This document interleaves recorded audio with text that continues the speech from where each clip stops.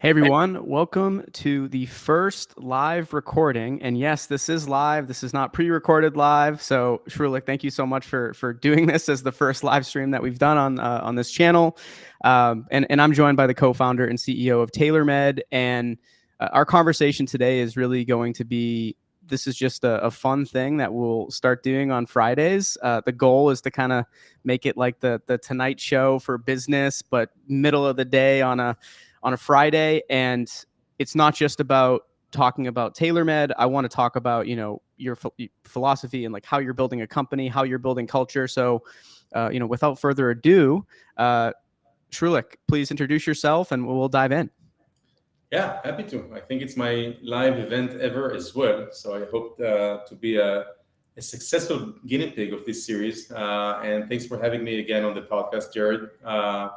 I'm joining from New York. I didn't have any planned jokes, so it's not going to be fully a Tonight Show, but let me see if I can work something out as we speak.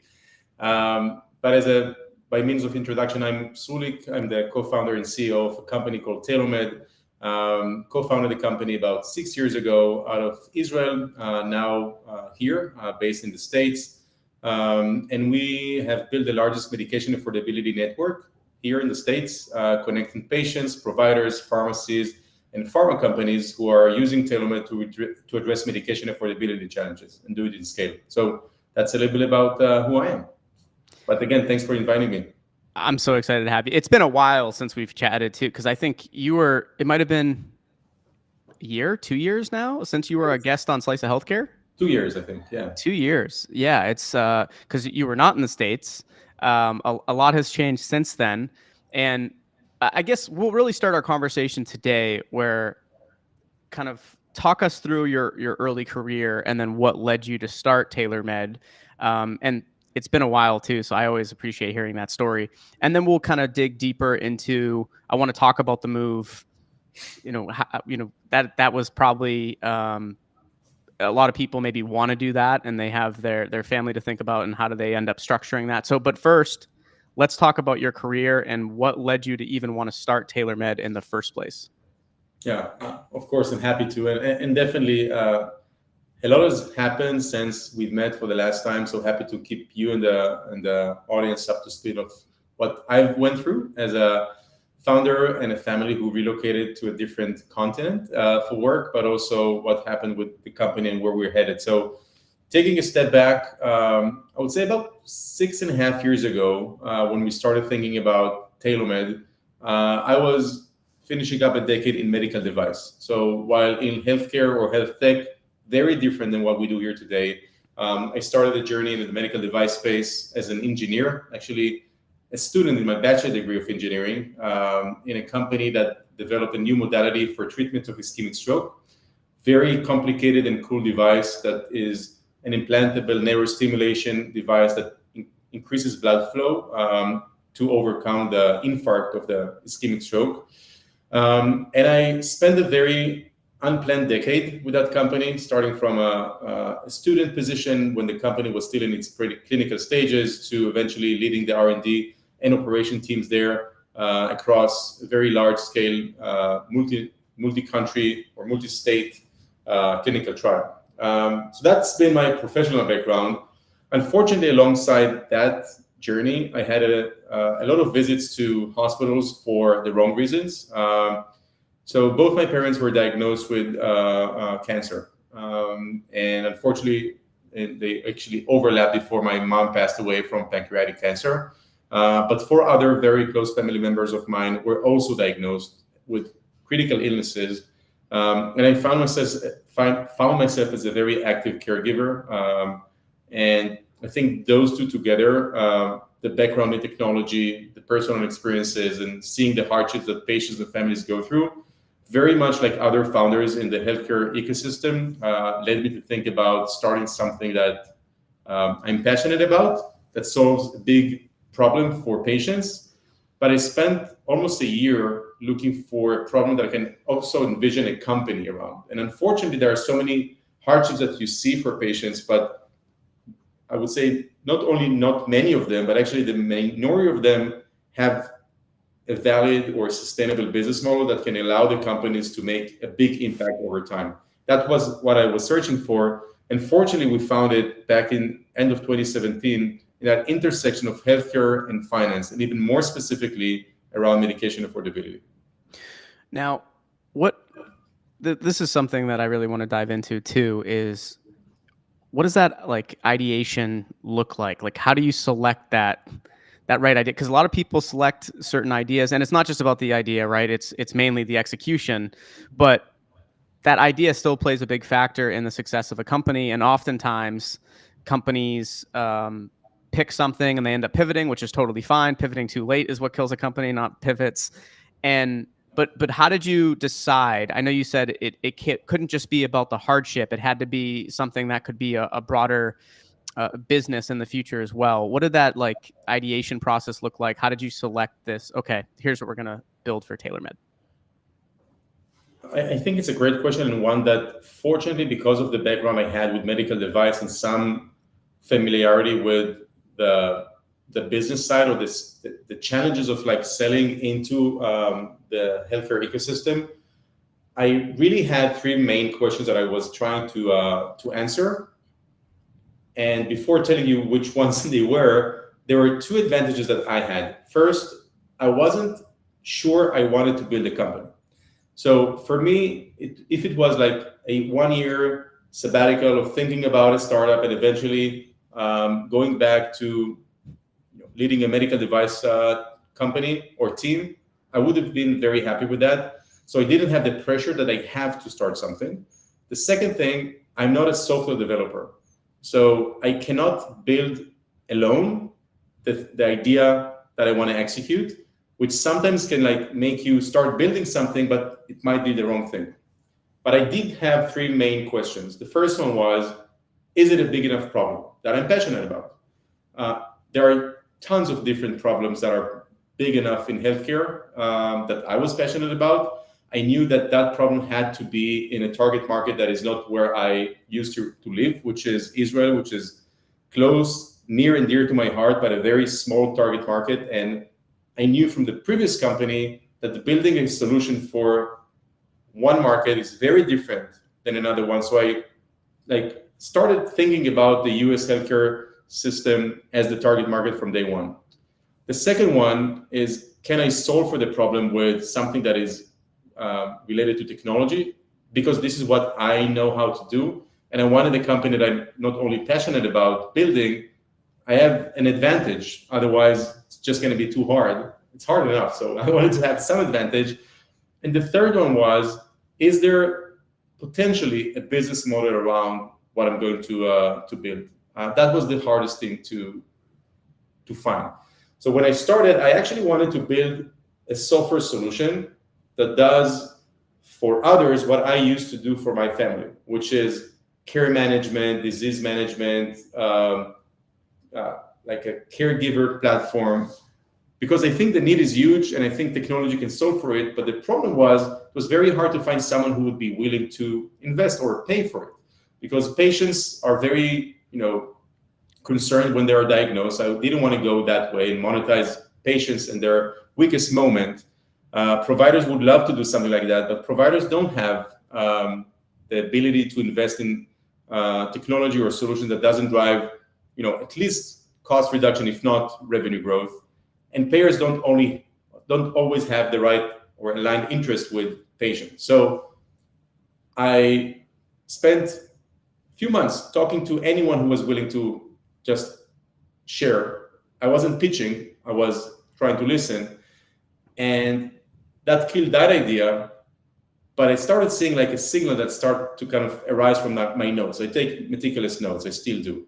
And that was around the financial challenges. And that led me to dive deeper and deeper into that rabbit hole, where I found that it's a huge problem. I found that there is nothing with technology that can actually solve it for you in scale. But I also saw that if I'm solving something here that benefits patients, it actually has a direct financial benefit to potential customers who at the beginning were providers. So that's, I think, what helped me that ideation phase. So I would keep it short, like as a summary. It is not running too fast to build something that you are passionate about. and being very diligent, because I knew that I'm going to dedicate at least a decade of my life for this venture. So it's worthwhile taking the time. I want to focus a little bit. You said something. I wasn't pitching, I was sharing. And everyone I talk to, it's the best part about my job is I get to talk to people like you all day, every day, hundreds and thousands of times per year. So over time, right, you pick up on a lot of, what worked, what didn't work. And everyone that's been successful says I wasn't pitching, I was sharing. So I would like to kind of focus in on that a little bit. Let's talk about the importance of sharing, not pitching. And that goes not just for when you're trying to get investors or you're trying to get customers, right? That's just when you're trying to get people to work at the company, right? Why is that such an important mindset? I'm starting to also see a thread between asking for advice in the early days during ideation, to selling your product once you have something in the market, to one day maybe selling a company. And some of my investors told me, like, companies are not sold, they are bought. I've now learned that products should not be sold, they should be bought. And I think advice maybe is similar. And the reason for all of those commonalities is when you come to someone and you just press play and just pitch without trying to figure out, first of all, who's on the other side.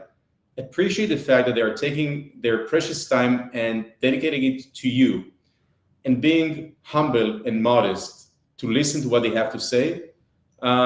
You might get an investor, you might get someone to give you advice, and you might even sell your product. But if you position yourself genuinely, not as a trick, genuinely, as someone who would love to learn from the other side, knows a lot, but doesn't just want to give it all away just because someone is willing to listen, and really like spend time on learning what the other side has to offer, why they're willing to talk to you, and what problem they're facing, then you can establish trust. And that trust is a lot of times also built on vulnerability. If you just come off as someone who knows everything and not like expose the fact that you are maybe doing some things wrong, you do not create the trust on the other side. And I have to say, this is happening when I'm interviewing candidates to the company. If it's someone who's coming after a position that was filled in the past but did not work out, I usually tell them what didn't work out and what was my fault in that, because I think it establishes trust. And then you can do the same with customers. I had a customer, a pharma company, ask me, so this all sounds great. What didn't work for you? Can you give me an example of a customer that wasn't happy?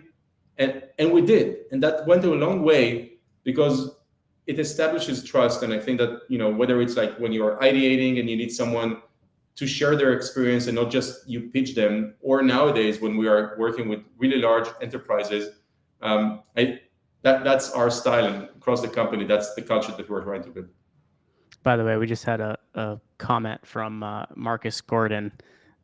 He said this to your message. So thank you for that, Marcus. Thanks, Marcus. So it seems like a lot of founders get caught in that trap still. And I used to speak at schools, and I used to talk about also how there was a certain age where you could ask for as much advice as you wanted, and people would genuinely, like, they would help you out as much as really possible, right? And then it's anywhere from like you're in middle school to, I would even say, your mid-20s. After that, someone expects that you have an ulterior motive when you're asking for advice, unless you can also give them, I don't know, like, I guess it depends how you word it. How do you do it? I think that what we're going to say is that if you give them something in return, but I'm against that. And I know it's like the one-on-one on how you like prospect or create lead gen. If you reach out to someone, give something in return, give them like your white paper or case study. I like to keep it very short. I think that investing in a personal, short, and well-crafted message gets me more hits on anything I'm trying to get to, whether it's like the early days, just getting someone to talk to me, because who am I? I'm just like Srulik from Israel. Nobody knows who I am. And even now, as a CEO of a company that is, a bit more established, I respect the fact that the other side doesn't have the time to read a very long email and 5 different attachments and links. I would rather be very specific to why I'm reaching out. Appreciate the fact that the other side is even willing to listen. And you'll be surprised that if you are coming with that personal approach, the conversion rate is phenomenal. And we actually track it in the team. Like, different team members had different like tactics of how they want to reach. If you are just dropping a note saying, love to grab 5 minutes of your time to ask for your advice, if you are indeed asking for advice. If you're just faking it, it will come off in the first second. But then it's your personality. That's what worked for me in the past and still does. Yeah, I always say it's really difficult to fake authenticity, right? That authentic, like that you want help, that you, a lot of people do try to fake it, and it comes off pretty quick that, okay, you have an ulterior motive here. So one of the things I also wanted to focus in on you is, these are just from public sources, so if I'm wrong, let me know, but you've raised a couple of rounds of funding. I think it's upwards of like 40 million in funding that you've raised. At least that's what I've seen publicly.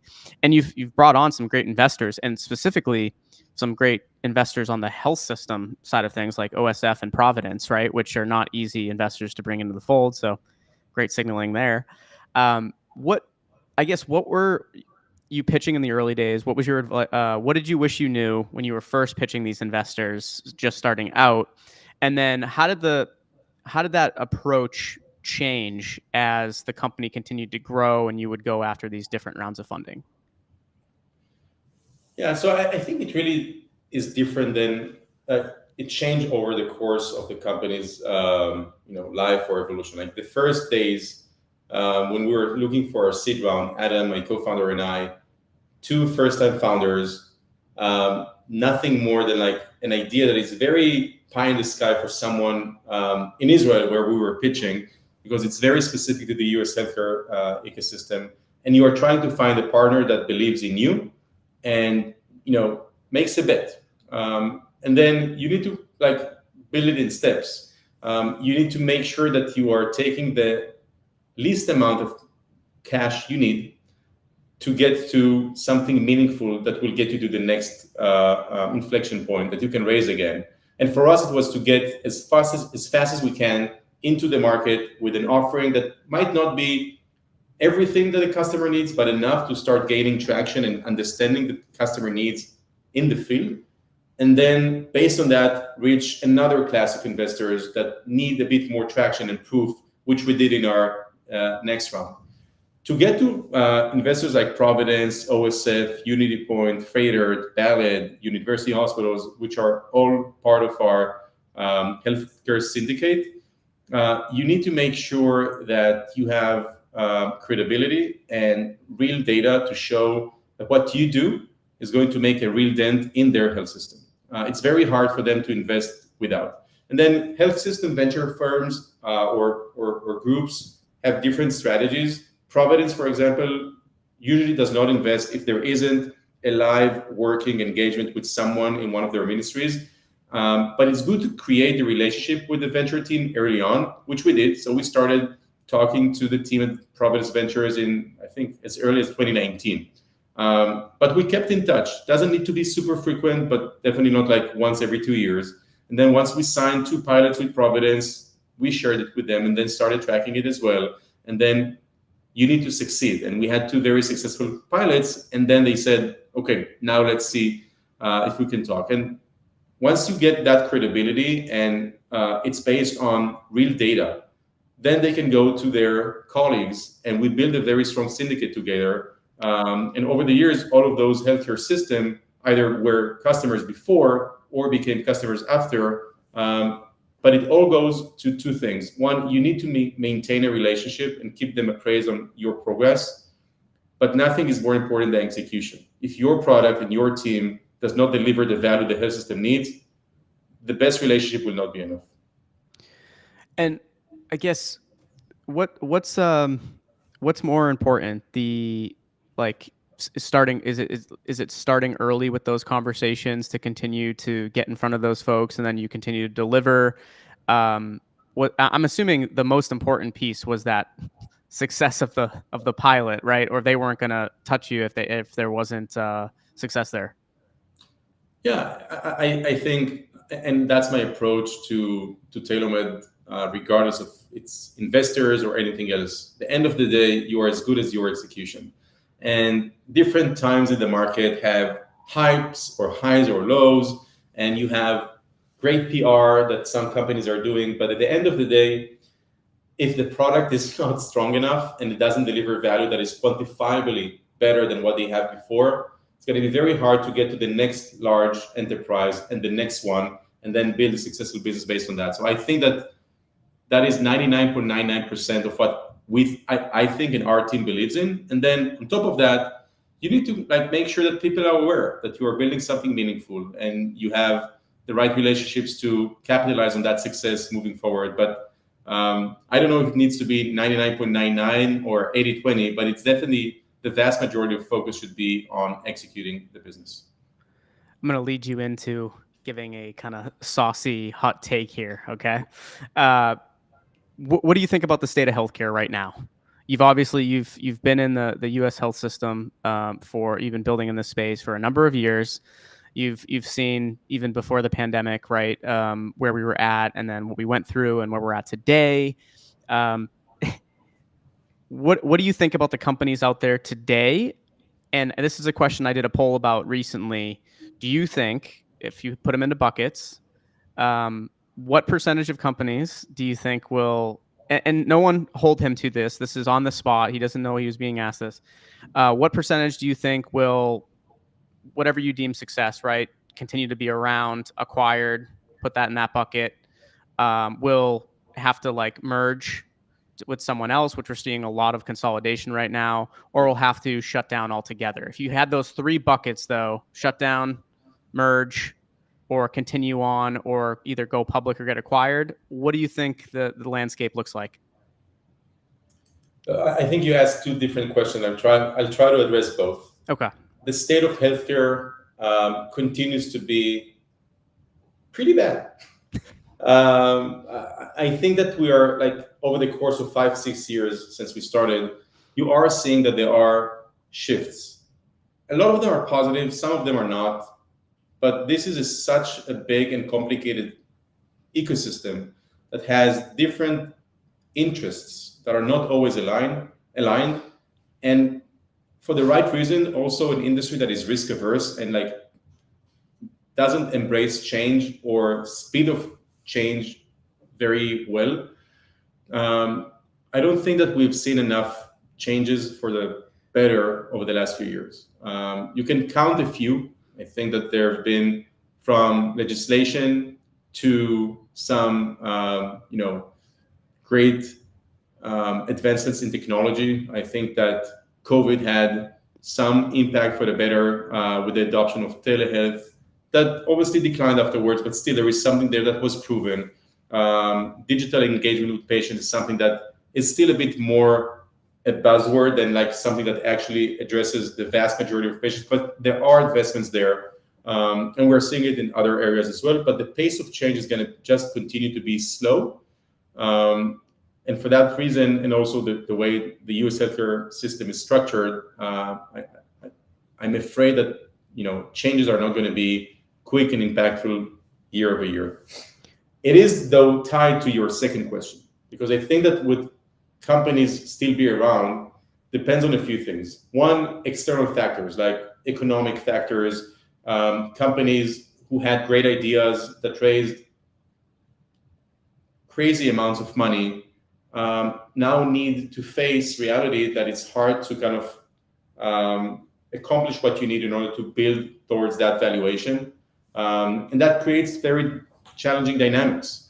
And also, companies who have great ideas and great products are not necessarily able to be adopted and sell, for example, into health systems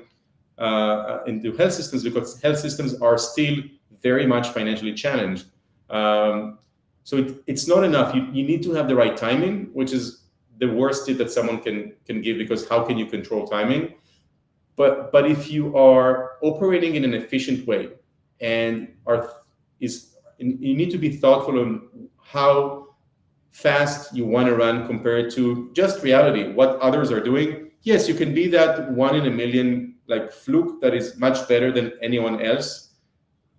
But I think being disciplined in the way you build the company and being disciplined in how you go to market eventually will result in more companies in the bucket that they will be staying there for long. Then the question is, would their marriage or go public or be acquired? Is it's not only up to the company. You want to do something, but then there are shareholders that have interests, and there are strategic buyers that might need something at that point. But if you can build a company in a way that leaves you optionality, because you manage things in a thoughtful and disciplined way, I think that's the right approach that will increase the number of companies that don't eventually are forced to close. And you mentioned early on, right, healthcare being a mess, and this is I'm glad you're building in this space and so many others, but I think it really signals that it is a mess when we have so many great entrepreneurs like yourself that come from outside the U.S. and they look at the U.S. health system and they're like, I'm going to innovate there. And like I said, I'm thankful for all of you, but I think that signals, like, you don't have many people from the U.S. Saying, I'm going to start my healthcare company to solve pains in another country. So I think that speaks volumes, right? I'm not saying there are some that have, right? Yeah. But not to the same degree as people from outside the US innovating in the US, right? Yeah, but to be fair, also, if you think about just how many big markets as the US you have, and if you are a founder that has the ability to start building something and take it to market within your county even, or your state, it makes sense, because like to start building something to a foreign market, you need to overcome a lot of barriers or learning curves until you get there. So as someone who starts in Israel, doesn't make sense from my perspective. Some founders will disagree, but it doesn't make sense from my perspective to start in a small, very complicated or very different market. So I had to take a plane and come here and learn and take the long road to do that. So I don't know if it's just because of the mess here, but also about the size of the market and the budgets that are allocated for healthcare in America. So let's talk a little bit about before you ended up moving here, and then we'll get to also the family moving over here. What was your work schedule like when that time difference is not insignificant, right? So what did that look like? I've had, anytime I work with someone overseas in that area, it ends up being very late calls or really early calls. It's a compromise. But what did your work schedule look like? How were you dealing with that? Yeah, I think I dealt with that. I think that I was on a wheel that, in hindsight, I'm not sure how I dealt with that. Happy to share it. A little bit embarrassing because it is a lot. But my work-life balance there was very different than it is now. I don't regret it, because I think that was a choice that eventually, made a lot of sense back then. I have 2 young kids. I would wake up in the morning, pick them up, drop them at school or kindergarten, and then head to the office in Tel Aviv. Be there until 5:30, 6 p.m., go back home to see them, and then start my second shift at 8 p.m. And most days will be I'm closed in a room having calls with the US, East Coast and West Coast until almost midnight. And that will be in the week that I am in Israel. And I was traveling from Israel to the States every other week. And that was a lot. And it was a lot for us as a family, which eventually made sense to us to move. I'm happy to share more about that. But that was very, very hard. But it was worth it, because I think that it was a grind that eventually made us get to where we are today. And I think that I wasn't alone, like many other, not only founders, like teams that are working in Europe or the Middle East, or even like in the Far East, that are serving a market that is like 7 hours or 10 hours time zone difference. they're making sacrifices for something that they truly believe in and like makes sense for them. So that was me as well. Did you ever mess up the day of the week much because your schedule was all over the place? No, but I messed up where I am. Like I think that in the frenzy travel mode that I was in, I was like waking up in another courtyard and wasn't sure which city I'm in, and it happened a few times.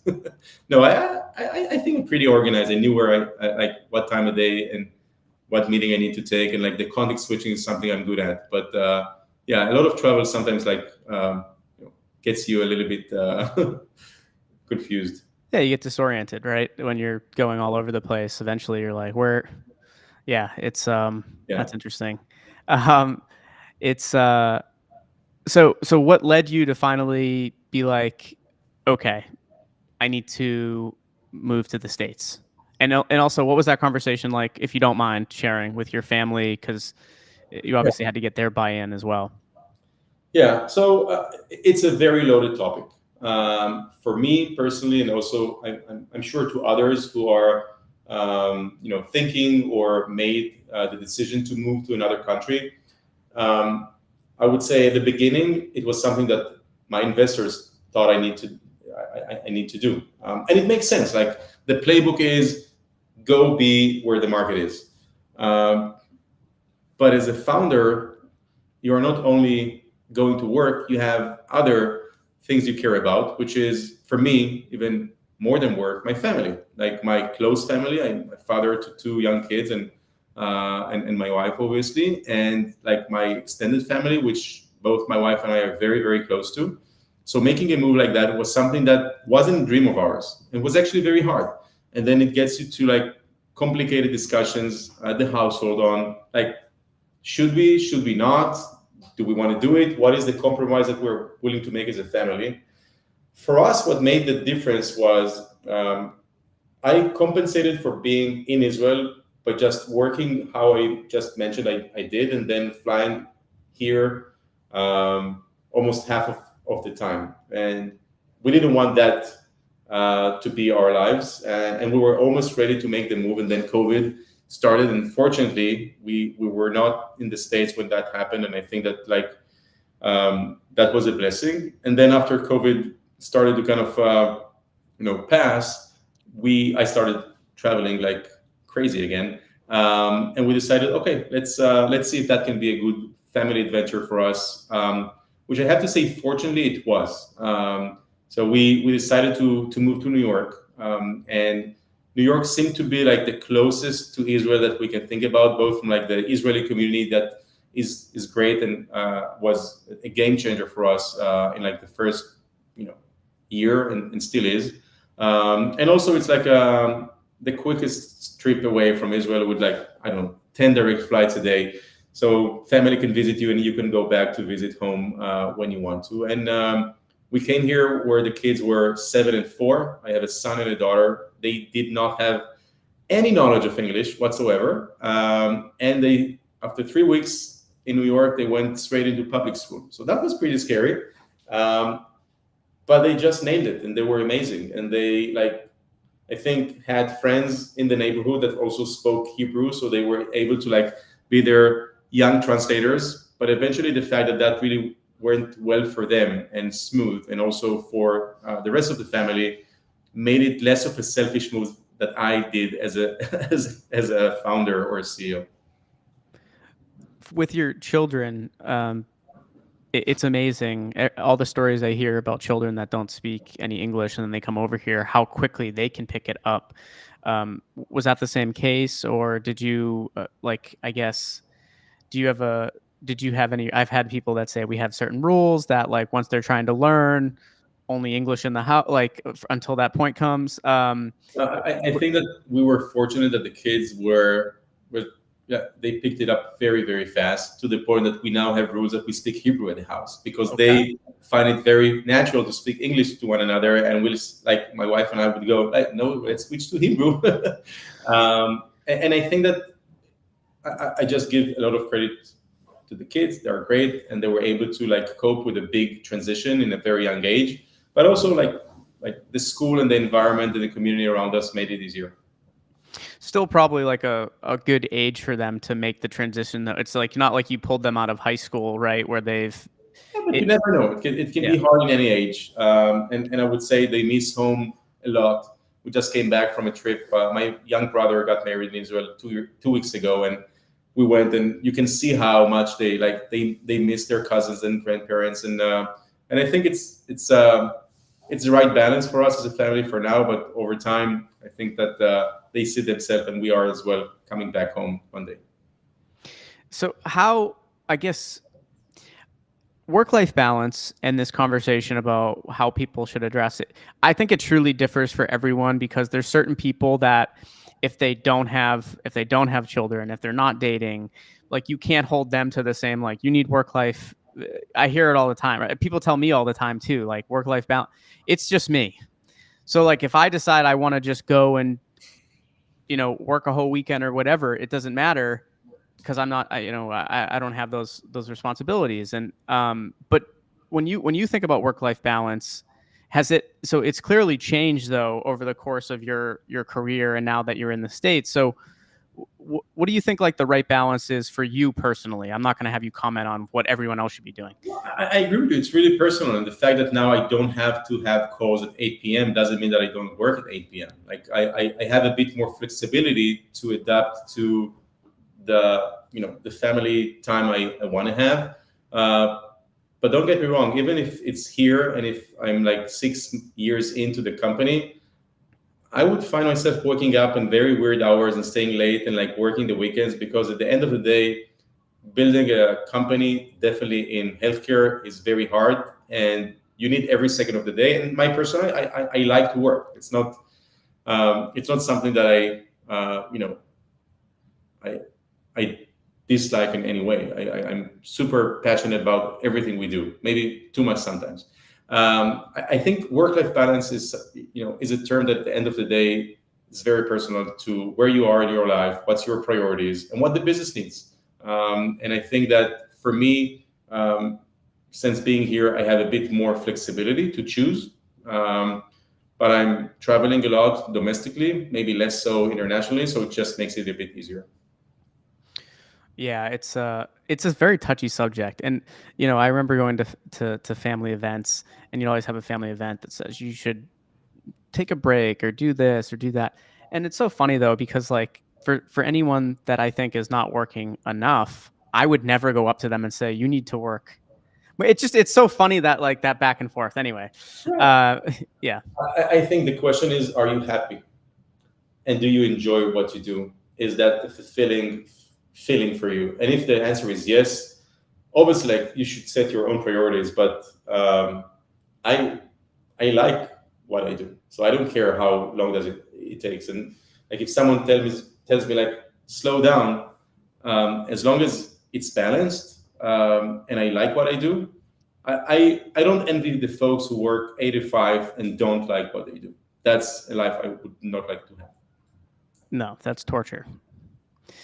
It's that is just mentally you can't sustain that, right? Not liking something and doing that for that many hours every single day. But Yeah. also appreciate the fact that we're privileged to have like jobs that we enjoy. Not everybody has it, so it is a privilege. Yeah, absolutely. Yeah, 100%. And you've been doing this now for a number of years. What's the end goal here? Like where do you see TailorMed going? Is there anything you could share with us in terms of what's next that's really exciting to you? I know you can't say everything, but what can you tell us? But I always wonder that when you see someone at a company for a number of years. No, I'm happy to. I don't think there are big secrets that I can share, but I think maybe starting from like TailorMade started as a point solution for financial navigation in the cancer space back in 2018. We saw a need, we built a product, it made a big impact, and then we started expanding. And we expanded to other disease categories at first, and then to other use cases afterwards, and eventually found ourselves like 3 years in, switching from a point solution company to an affordability network.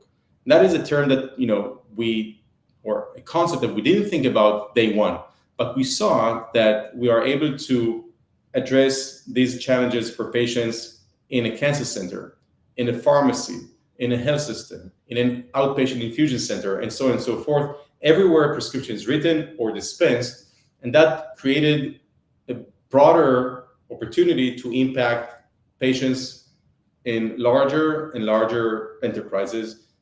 So from a point solution to affordability network, and once you have a network, the question is it just the sum of all of its nodes? Or is there something special about the fact that all of those health systems and community oncology practices and specialty pharmacies are using the same technology that can actually be interconnected? And for us, it's something we started unlocking a year ago by introducing pharma manufacturers into the network to create automations and integrations between our provider and pharmacies to financial assistance program, hub services programs, and different types of access programs that are able to help those patients get on therapy and stay on therapy without seeing the financial hardship. And unlocking that value of the affordability network is something that we are actively focused on, and I think will definitely define the next few years of the company. So while we'll still be able to go into more and more providers and pharmacies who are basically reaching out to us based on the success stories we are able to generate at their peers or with their peers, I think that we're starting to layer new offerings that are based on this position in the very acute moment of the patient journey, which is, can this treatment be affordable? And would I be, as a pharmacy, able to dispense it? And also collaborate with pharma and other stakeholders in this very complicated supply chain, and making this affordability network a platform to solve for cost barriers, but barriers to care more broadly. And that's definitely where we're going. And I think I told you that in a previous discussion. At the beginning of the year, we had an all-hands meeting at the company. And one of the things that we've done is that I think we are writing a new chapter in TailorMed's book or journey or whatever. And I went back to the first pitch deck I had pitched investors, and I looked at it, and it's exactly the same as we do today. So you spoke about pivots, and I truly appreciate companies who are able to identify a problem, change course, and pivot quickly, but we didn't. Our pitch deck from day one, I showed it to the team, is exactly the same, talking about, I think we wrote it it was cancer diagnosis back in the day. Cancer diagnosis is double hit clinically and financially. And exactly what we said that we were going to do back in 2018 for cancer is what we do today for all medications, all diagnoses, all points of care, and pharmacy dispensing. But I think because it was so focused on solving this very specific problem and aligning interests between patients first and foremost to their providers and pharmacies, allowed us to reach the scale we are in now, that hopefully will allow us to start building additional services moving forward, not only to address this cost barrier, but many other things. If let's picture this is a different universe. You didn't start TailorMed. You didn't go into healthcare at all. You went into something totally different. What are you doing in that different universe? I think it's tricky. Yeah. It's a question that I've struggled with a lot. So I actually have a good answer. I would say I had 2 points in my life where I had to choose, and maybe I'll have more moving forward. The first one was when I was 17 and a half. So in Israel, you have mandatory army service. So I got recruited to a very specific intelligence corps unit with technology, but I also played saxophone for about 13 years prior to that, and I got to the army band, and I had to choose which door I'm going to take. So we are speaking now, and I'm not playing, so you can imagine that choice. But that could have been another path for me. And then after the army service, I worked for a great company called Applied Materials, and I actually did not recognize myself. Something there did not work for me, and I thought maybe I need to go back to the army. That's what I like to do, and it's very impactful to the security of my home country. But then I started working for that medical device startup, and I found the same passion I saw before in my army service, and I realized that for me it's not necessarily what I do, or what I do is why I do it. And I'm very purpose-driven. So whether it's purpose-driven innovation, which is what we do here in TailorMed, or something that, I even thought about going into public life in the past. I think if it's not technology and it's not healthcare, it will be something that I have very strong, I would say, connection to the why behind the organization. And I really like to do different things. It doesn't have to be technology. I find joy in different things as long as the purpose is something that I can relate to. Man, I wish we had a saxophone right now. I brought the saxophone from Israel back home, so I can bring it. No, it's not here. Okay. Oh man, I would have sent you one if I caught up on that, just to give us a truly live performance, right? That would have been a bit cheesy, Jared. I don't know, but you know what? In one of those conferences we go to and bump to one another from time to time, if there is a saxophone around, I'll show that I'm not bullshitting you. I know how to play well. Well, we need to give you that one that there's a scene where Jack Black takes one of those toy ones where it like makes the thing, but with Jimmy Fallon, right? I saw that. Yes. Yeah, but it was so funny and really getting into it, right? It just shows you too, when you're doing something, the energy that you bring to that makes all the difference, right? It doesn't matter that you're doing something goofy like that. But what's next as we wrap up here?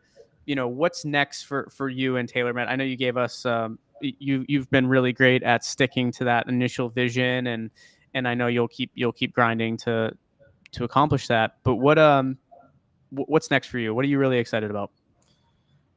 I think we have. I'm a product person, so I'm very passionate about what we're building for our users and our customers. I think there are a few big initiatives that TailorMed is taking.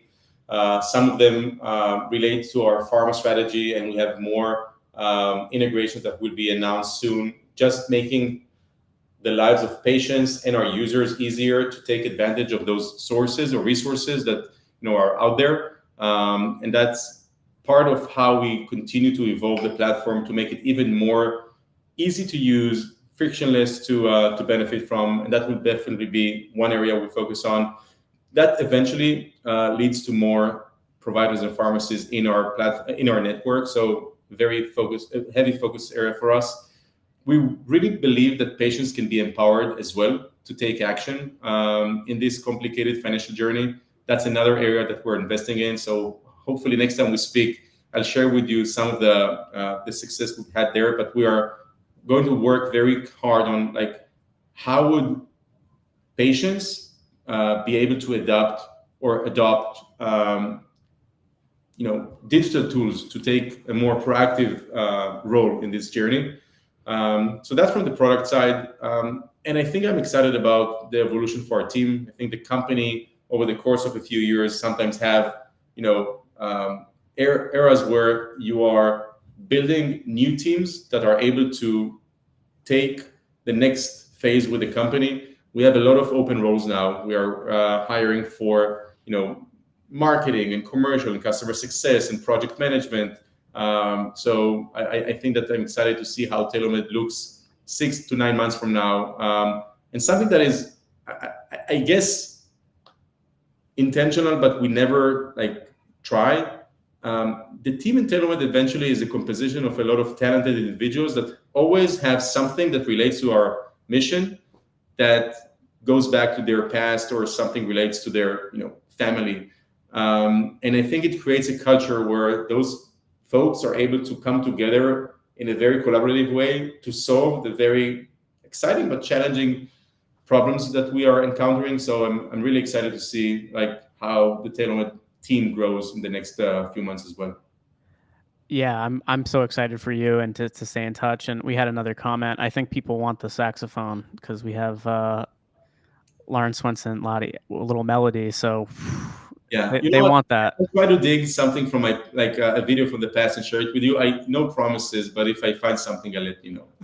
Okay. Hey, we'll catch you live again. This won't be the last time I bring it up. So, but yeah, again, really appreciate you joining us here today to share your story and talk about a mixture of things, right? Life, moving to the States, how you build a company, how you approach investors, and thanks everyone for tuning in for this first live recording. If you're not already, please go to the page and subscribe, whether it's on YouTube or on LinkedIn. And looking forward to additional good conversations in the weeks ahead. Thanks so much. Thank you for having me. It's been great.